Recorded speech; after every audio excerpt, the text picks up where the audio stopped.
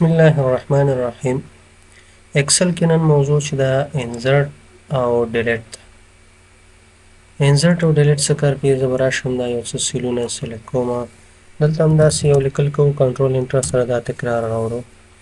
زه غواړم مثال دلته مې کلیک کړی، انزرټ سیل باندې کلیک کوو، غواړو چې یو سیل انزرټ کړو. دلته ګورئ انزرټ شفت سیل رائټ غواړئ چې دا رائټ سایډ ته راشي. اوکې که ګورئ دا سیل چې دی هلته خالي شو، دا رائټ سایډ ته راغی.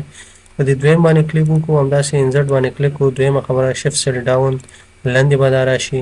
که دې باندې کلیک وکړو دلته اضافه کې بل انزرټ سیل ته راځي، انزرټ انټایر رو مکمل رو پکې اضافه کې، انټایر کالم دا به دلته هم وایي. ګوره دې ځای کې هم شته انزرټ شیټ روز، یو رو مکمل اضافه کې، یا دې ځای نه راځي انزرټ شیټ کالم مکمل یو کالم اضافه کې، دې ځای نه چې مکمل یو کالم مو اضافه کړ. اوس موږ دلته شیټ 1 دی، که غواړئ یو بل شیټ اضافه کوئ انزرټ شیټ باندې به کلیک وکړئ، ګورئ شیټ 2 شو. دې ځای نه هم کولی شو شیټونه اضافه کړو په اسانۍ سره. بیا راځو بله خبره د ډیلیټ کوي. ګورئ که چېرته راشو ډیلیټ ته، ډیلیټ سیل روز ګوره شفت سیل لیفټ، دغه کم سیل چې دې خوا راغلی او دا به بیرته لیفټ سایډ ته لاړ شي. اوکې که دې ځای نه ګورئ بیرته لیفټ سایډ ته راغی.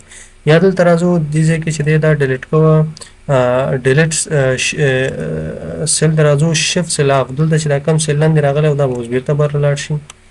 یا تاسې راځئ مکمل یو رو ډیلیټ کوئ، ډیلیټ شیټ روز مکمل یو رو ډیلیټ کوئ، یا ډیلیټ شیټ کالم یا مکمل یو کالم ډیلیټ کوئ. یا مثال غواړم دا شیټ 3 دا دی دا ډیلیټ کوم، نو دې ځای نه راځئ ډیلیټ شیټ باندې کلیک کوئ، مکمل شیټ مو ډیلیټ کړ.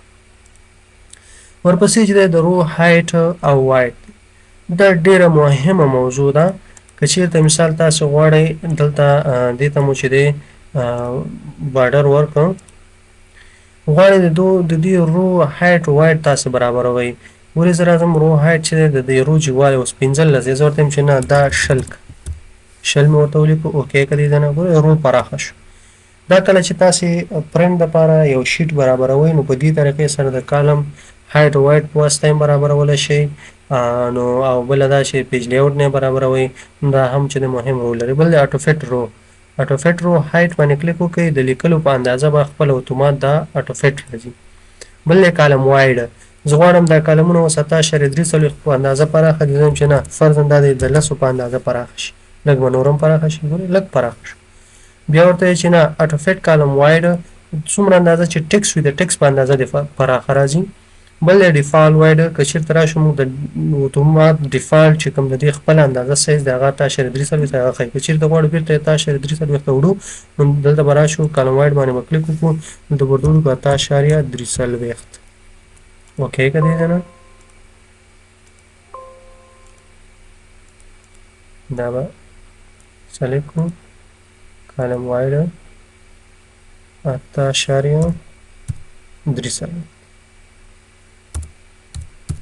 اوکې ګورئ 8.3 په اندازه باندې مو پراخه کړه.